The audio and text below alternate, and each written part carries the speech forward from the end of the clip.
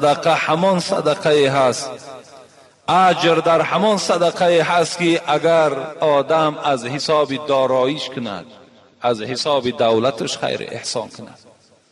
زیرا برای آدم دولتدار خیر احسان کردن هیچ غم و اندوه را برپا نمی کند. اگر شرایط من بهتر باشد، اگر پسنداز من خوب باشد، اگر هرچی خیر احسان کنم باز خرسند می شوم، نه غمگین نمی گردم. و اسلامم قرآنم اللهم حبیبشم همین سپارش ها را برای ما و شما مطرح کردند که انسانهایی که شرایط دارین، دولت دارین، دستی فقیر و دستی بیچاره و دستی بیوزن و دستی یتیم بچه ها را گیرین، دعای اونها را گیرین.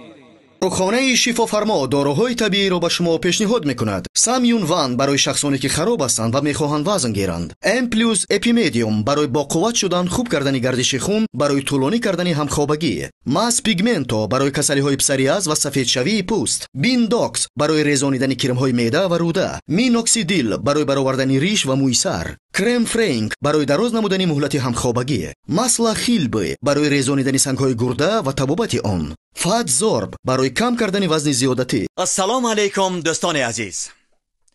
آیا شما برای گذشتن از سرحد دشواری میکشید؟ مهلت حجت‌هایتان به آخر رسیده است. پس من برای شما خدمت رسانی شرکت نور محمد را پیشنهاد میکنم. با ماشین‌های نو و زمانوی، با باوری و اعتماد کامل، توسط رانندگان مرد و زن شما را از منزل استقامتیتان تا خط سرحد برده برای عبور مرز مساعدت می نمایند. یادآور می شویم که اگر شما از نام شبکه حاجی میرزا مراجعت نمایید برایتان تخفیف ارائه کرده می شود. رقم ها برای تماس جمع 7 926 319 59 61. او دستی بیوزن و دستی یتیم بچه ها را گیرین، دعای اونها را گیرین و به سبب این خیر احسانتان، به سبب این جوانمردیتان باز دولت شما را الله زیاد میکند، باز مال شما زیاد میگردد. چگونه که حبیب خدا حضرت با این قدر بزرگی قسم میخورند والذی نفس محمد بیدی، قسم بر آن خدایی که جان محمد در دست اوست. چی قسم میخورد؟ ما نقص مال عبد بالصدقه، هیچگاه انسان اگر خیر احسان کند، ای انسانهای دولتدار، پیغمبر قسم خورده ایستاده است، قسم به الله میگوید حبیب خدا، ای انسانهایی که دولت و شرایط دارین، شما خیر احسان کنید مال شما کم نمی شود، بلکه الله در بالای مال شما باز مال زم میکند، مالتان میدهد. وقتی تو یک یتیم بچه را یاردم میکنی، یک طالب علم یاردم میکنی، یک مسجد را بنا میکنی، یک راه را تیار میکنی، یک آبیاری میکنی و دیگر خدمت هایی که وجود دارد و او بنده های خدا دست میبردارن میگن پروردگار این جوان مردم مالش زیاده بگردان، دعای اونها در نزد خدا قدر دارد، قیمت دارد. وقتی یک طبق خوراکی را که در خانه یک همسایه و یک فقیر روان میکنی وای دستش در آن خوراکی با لذت وقتی دراز میکند، بی واسطه وای میگوید که خدا پدر و مادر تا رحمت و مغفرت کند، خدا مرادها تا حاصل کند. دعای این پروردگار میشنود، دعای او را خدا قبول میکند. یکی بازگشته میگویم که برادرایی که شرایط ها ندارین، قرضدار هستین، در بدر هستین، فرزندهای در غریبی دارین، برای شکم شما را سیر کردن، اسلام به ذمه شما خیر احسان فرض نگردانید، واجب نگردانید. من انشاءالله در باب فضیلت زکات و وعید بی زکات ها انشاءالله در همین نزدیکی صحبت دارم، شاید این جمعه آینده شود. فقط شما آن خیر احسانی که می شود از جانب برادرها اونها را گرفته استفاده برید. من به خاطر چی اینقدر جمعه های زیاد در اطراف این فضیلت صدقه صحبت کردم؟ تا که شما آگاه شوید که این مشکلاتی که ما و شما بالای خودمان آوردیم این اسلام نمیخواهد. اینجا عیب اسلام نیست، اینجا عیب قرآن نیست، اینجا عیب خود ما و شما هست که این بار وزنین در گردن خود بار کردیم. این عیب ما و شما هست. اینجا اسلام گناهگار نیست. اسلام به ذات خود ندارد عیب. هر عیبی که هست در مسلمانی ماست. اسلام هیچ عیبی ندارد. برادرای عزیزی که قرآن خونده نمیتونیم با زبان عربی، اینا با ترجمه تاجیکی و همچنین با حرفای کریلیکی طرز خوندن قرآن. اینا بسم الله الرحمن الرحیم، به نام خداوند بخشنده و مهربان. هم زبان عربی قدی نویسه، هم با زبان کریلیکی طرز خوندنش، هم ترجمهش هست. انا اعطیناک الکوثر وصل لربک وانحر. اینا یکم آیت به درستی که ما تو را کوثر عطا کردیم. یکم آیت نیم انا اعطیناک الکوثر. هر یک آیتی که میخونه ترجمهش هست، هم به زبان عربی نویسه، هم به زبان کریلیکی نویسه، هم ترجمهش به زبان تاجیکی هست. السلام علیکم و رحمت الله و برکاته. السلام علیکم اکای حاجی مرزا. سوال میگویم بعد از مستحب دستت را به صابون بشو یا 3 بار در خاک بزن؟ درست جواب گویی. البته هر یک انسانی که شما مستحب میکنین، یعنی بعد از حاجت خانه برآمدن خواهین که دست هاتون شوین، یعنی بعد گویم از حاجت خانه برآمدن ما و شما مستحب آبی میکنیم. وقتی مستحب آبی که کردیم بهترین صورتش همین است که امروز در خاک نی بلکه به صابون اگر دست هامون نشوییم. امروز شکر خدا که صابون در شرایط ما و شما وجود داره. بهترین صورتش همین است که پیش از آنی که به طهارت دست رو گوییم ما و شما شروع میکنیم، اول دست هامون به صابون شوییم تا که همون بوی دستی که همون بویی که در دست ما و شماست همون بوی دور شود و بعدا ما و شما پیوسته طهارت ما دوام دهیم. این بهترینی صورتش است. السلام علیکم اکای حاجی مرزا. با این سوال من جواب گویید که از قفای امامی که دندان طلا دارد نماز خواندن درست است یا نه؟ مخلصی شما از واسه. از پس امامی که دندان طلا دارد نماز جایز است. نماز جایز است.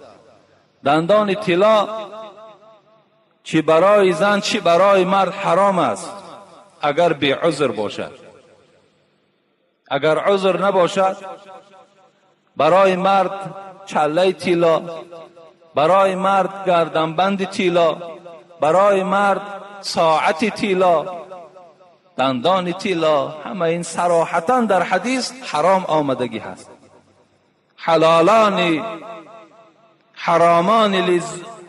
حرامان لذکور امتی و حلالان لنسائهم. در متن همون شرح الیاس هم که فتوا هست در اونجا هم این در کتاب کراهیتش این حدیث تحلیل کردن که حبیب خدا گفتن ابریشم همراه طلا و تمام مردهای امتم حرام گردانیدم و به زنهای امتم حلال گردانیدم. لیکن برای زنها انداختن گوشوار و گردنبند دستمانه جایز است. لیکن دندان طلا اگر برای زیبایی کرده باشد این حرام است، در اسلام اجازت نیست. حتی حدیثی را که دائما بهر شما گفته بودم که حبیب خدا جوانی را زیارت کردن در دست او چله طلا دیدن. چگونه که امروز جوان مردای ما و شما هم چله طلا دارن، نماز خوانن، بچه های خدا ترسن، ذکرگو هستن، لیکن چله طلا دارن، دوست می‌دارن چله طلا را. لیکن پیغمبر خدا اون چله را چیکار کردن؟ از دست این جوان گرفتن و چله را دور پرتافتن. وقتی حبیب خدا از نزد اون جوان دور شد رفیقای او چی گفتن؟ گفتن حبیب خدا رفت، بگیر بردار از زمین، یا در دستت میکنی یا بر در خانه ذخیره کن.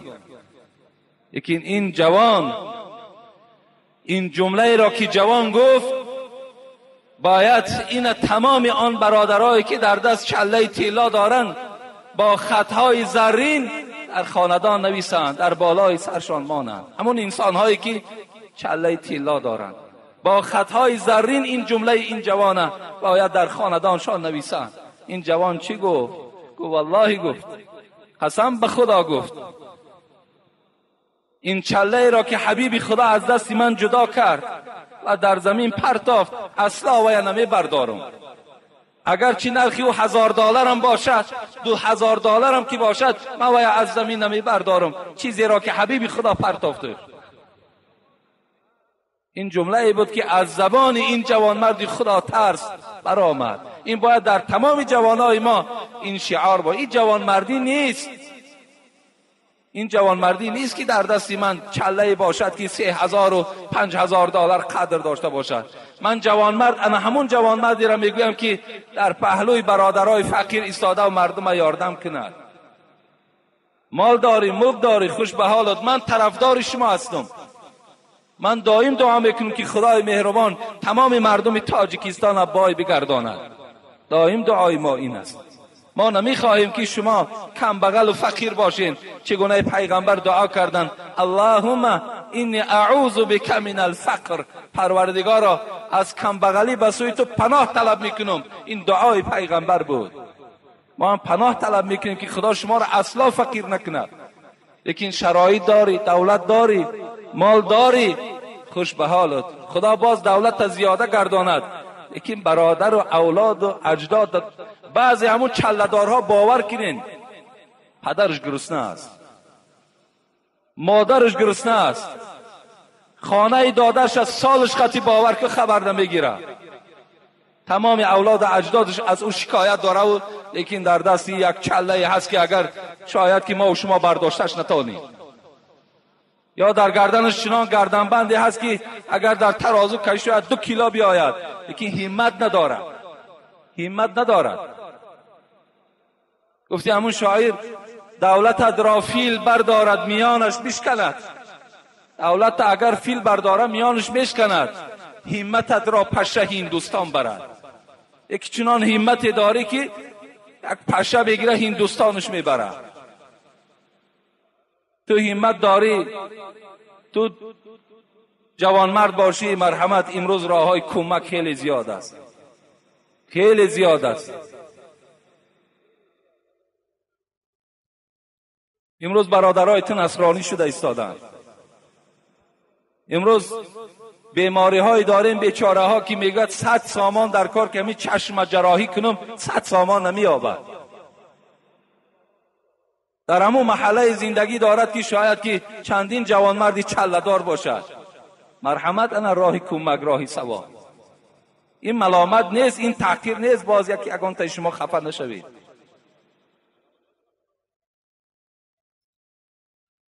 دندان طلا اگر داشته باشد امام، از پسش نماز خواندن درست است، درست است.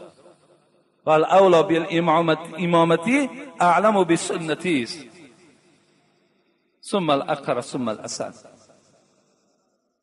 همون عالمی که اگر دندانش طلا هم که باشد لیکن عالمی بس سنت است، از همه مسئله و مسائل های شریعت درکدار است، قرائت خوب دارد، تقوا دارد، از پسش نماز میخوانیم.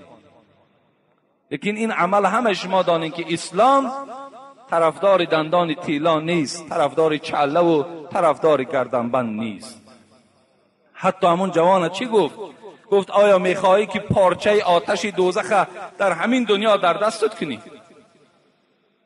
یعنی این چله طلا گفت روز قیامت گفت به آتش از آتش دوزخ مبدل می شود و در انگشت تو داخته می شود.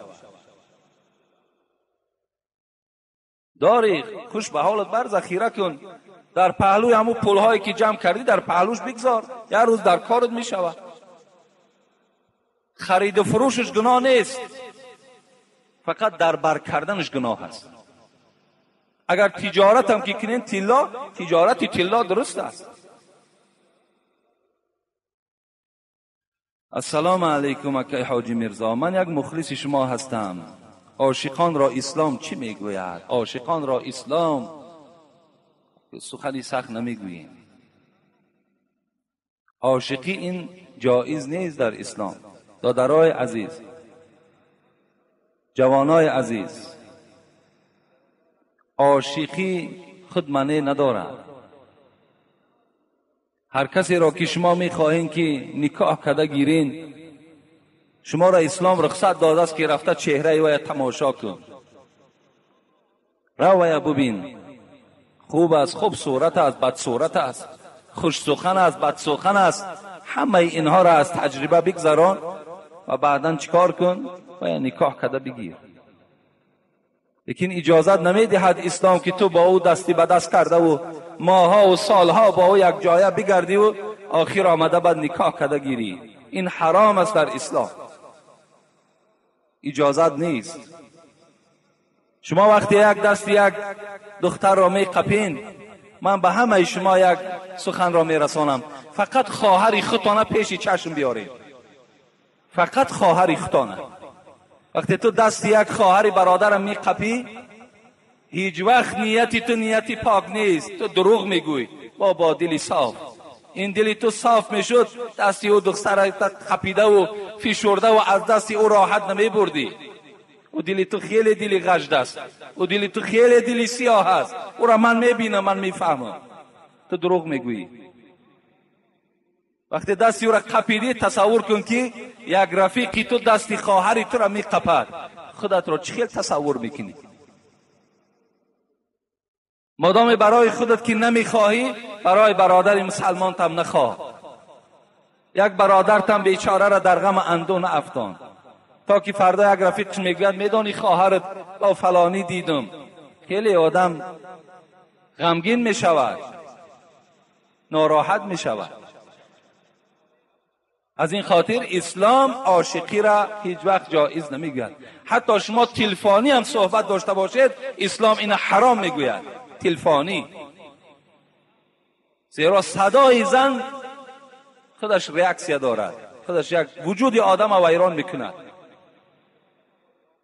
با تلفن حتی همراه او صحبت نکن. حبیب خدا به تمام جوانها سفارش داد: یا معشر الشباب، ای جوانهایی که شما زنگیرین، شما زنخواه هستین، من استطاع منکم الباءة فلیتزوج. کدامید که اگر قوت داری، پول داری، زن بگیر. و باز گفته است پیغمبر: ای مردم دختردار، مهر دخترتان بلند نکنی. بهترین زن همون زنی که مهرش کم است. دختر تا نرخ قیمت نمان که آیسته آیسته پای مردم دیگر از دروازه تو کنده می شود. این دختر است، او شهوت دارد و هم شوهر می فارد، روز از روزها تو را به آب رو می کند با این نرخ نوایی که تو در او دختری خود گذاشتی. جوانها را می گوید کدامت پول داری، مال داری، زن بگیر. فإن لم یستطیع، ای حبیب خدا اگر نداشته باشیم چی؟ فعلیکم بالصوم فانه وجاء. گفتن جوانای عزیز مادامی که نداشته باشین، خدا شما را صاحب مال و ملک کند و دخترها را، دختردارها را خدا انصاف دهد. شما روزه گیرین تا که شهوت شما، همون شهوتتان به واسطه روزه شکسته شود. روزه بگیرین. گفت روزه شما را مانده میکند، روزه شما را شکسته میکند، همون طغیان شهوت از بدن شما دور میکند. این از توصیه پیغمبری خدا.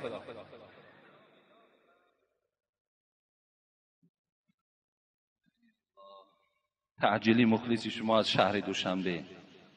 السلام علیکم حضرت حاجی میرزا، ما مخلصان شما از شهر دوشنبه با زیارت شما آمدیم.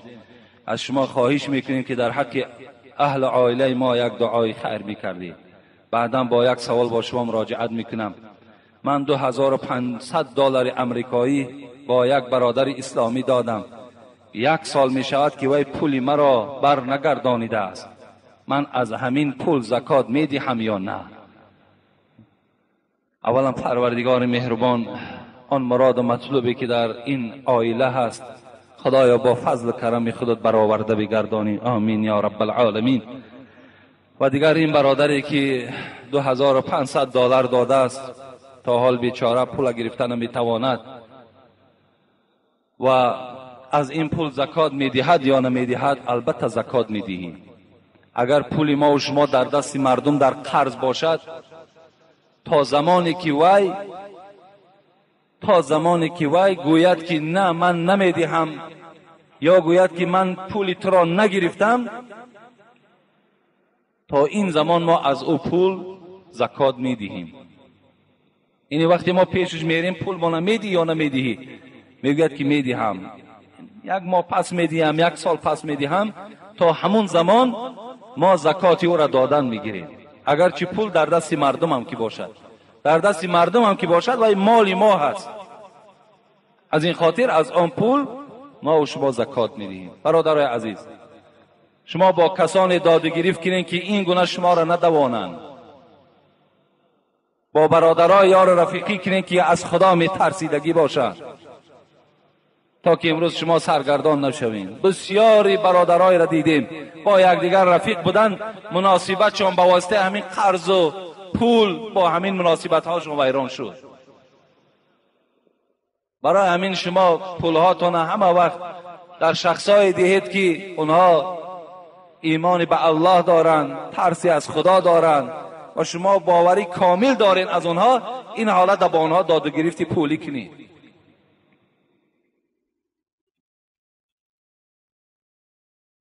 السلام علیکم. داملای شیرین سخن بابای حاجی. من یکی از مخلصان دائمی شنونده شما که در ناحیه مومن آباد زندگی دارم، از شما سپاسگزارم که در حق ما دعای کنید که ما به همسایه بد گرفتار هستیم که مدت 1 سال است که با ما جنگ و جدال دارد. من از کاسیت 56 شما در مسئله همسایگی گفتگوی شما را شنیدم که این به من بسیار معقول شد و خواستم که مکتوب را با شما نویسم. خواهش مرا التماس رد نکنید، در حق ما دعا کنید. مکتوب مرا همین جمعه خوانید. من انتظار جواب و دعای شما هستم بابای حاجی.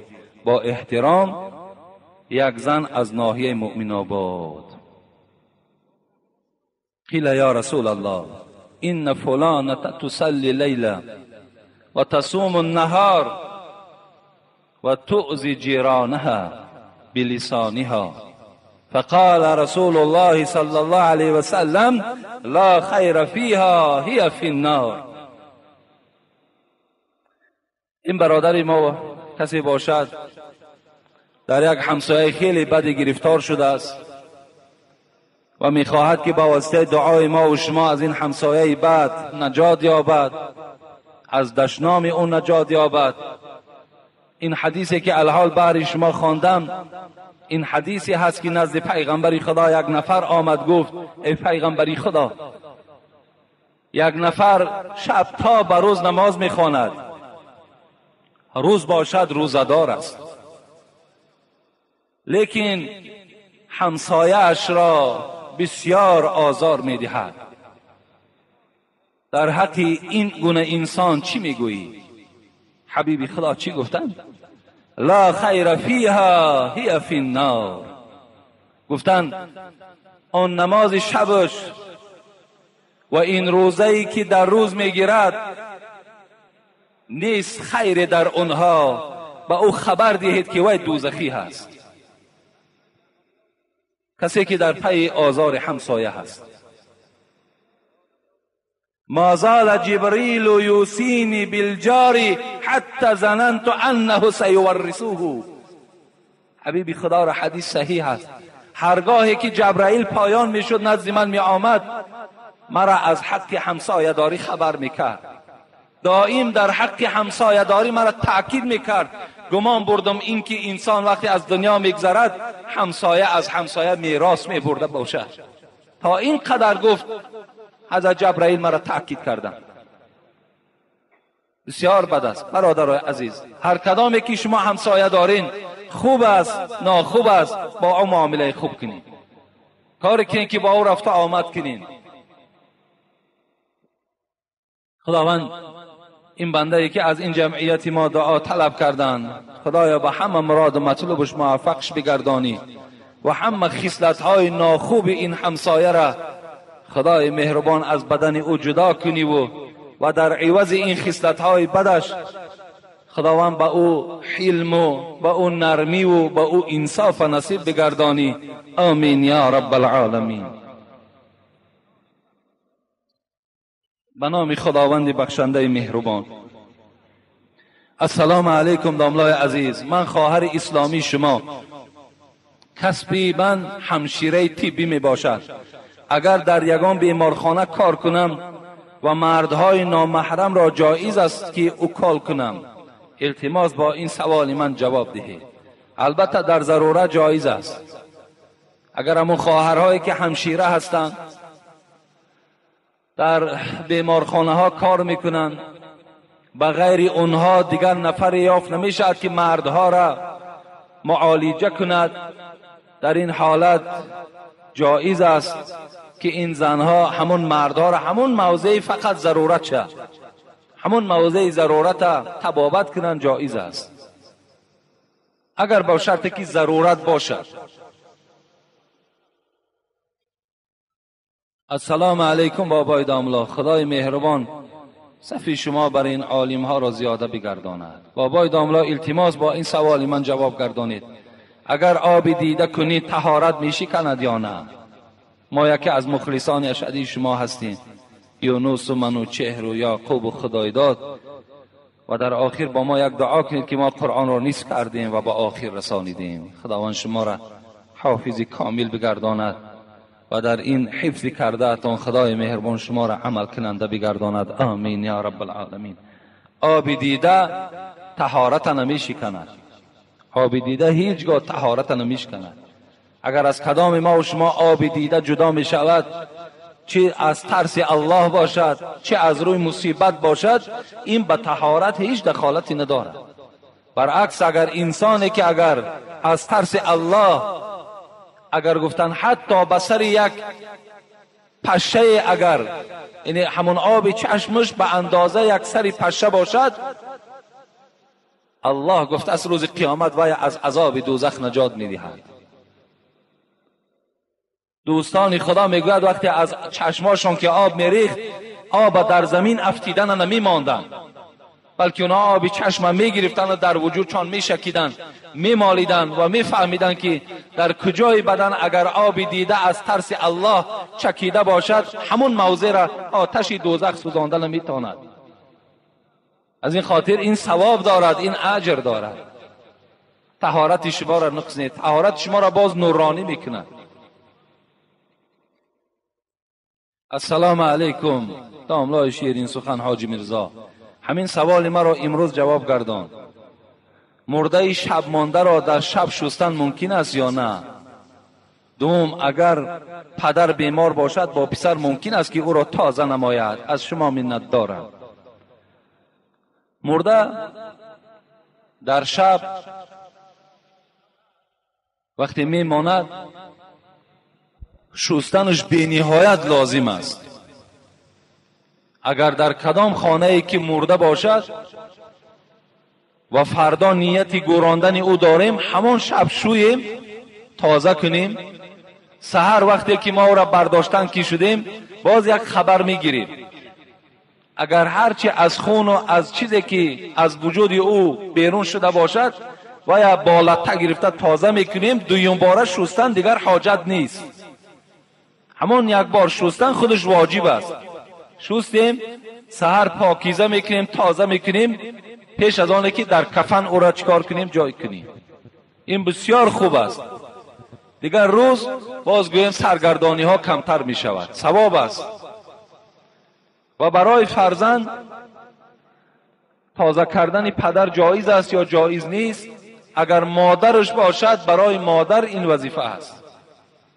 مادرش یعنی برای زن همون مرد وظیفه زن است که باید که زن مرد در حالت بیمارداری کند، باید تازه کند، شوید، پاکیزه کند. لیکن مادام زن نباشد این حالت در برای فرزندام از روی ضرورت جایز می شود. که فرزندها همون پدر را نگاه میکنن که تا که پدرشان باز یک بار درچان زیاده نشود، یک بار چرکی او زیاد نشود، یک بار گویم بو و آن بویی که در وجود او است باز او افزون نشود. این حالت در رخصت می شود.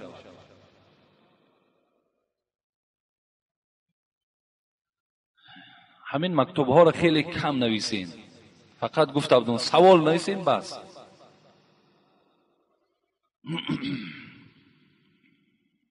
اینجا در خیلی صحبت ها نویسانده است. خب بعضی نصیحت ها ما را هم کرده است رحمت. خب 2 سال پیش مادرم وفات کرد و بعضی آدم ها به من گفتن که خانه را انداوه نکن، خانه را سفید نکن و تا 1 سال چکدان تانه نکن که اوبال است. برای آن که 1 سال باید اعضا بگیریم. من میگویم با آنها که شریعت سبکی گفته است باور نمیکنند. اگر 1 سال پس پدرم، 2 سال پس بابایم، 3 سال پس مامایم وفات کنند، من کی خانه‌ام را تعمیر میکنم؟ یا که زنی گفت که پسر برای مادر کفنی نخرد که اوبال است. التماس با سوال من جا، اینا همه یک گپای بیهوده هستند. کفنی را میخریم، کفنی ما را تیار میکنیم، خوب است. و اگر پدرمان مادرمان کدامش که از دنیا هم که گذرد، این گذشتن این امر حق است، هممون میگذاریم و این به تعمیر خانه گذشتن هیچ وابستگی ندارد. خانه‌مون تعمیر میکنیم، تازه میکنیم، سفید میکنیم، هر بهبودی که در خانه لازم باشد جاری کردن میگیریم. این در شریعت گناه نیست که پدرش مرد است این خانه ها را سفید دارد. این جای ملامت نیست، بلکه پاکیزگی خودش هم از اسلام است. ان الله نظیف یحب النظافه، ان الله جمیل یحب الجمال. خدا خودش زیبا از زیباها را دوست می‌دارد. خداوند خودش پاک از پاکیزه ها را دوست می‌دارد. از این خاطر این به معرکه های مصیبت کاری ندارد.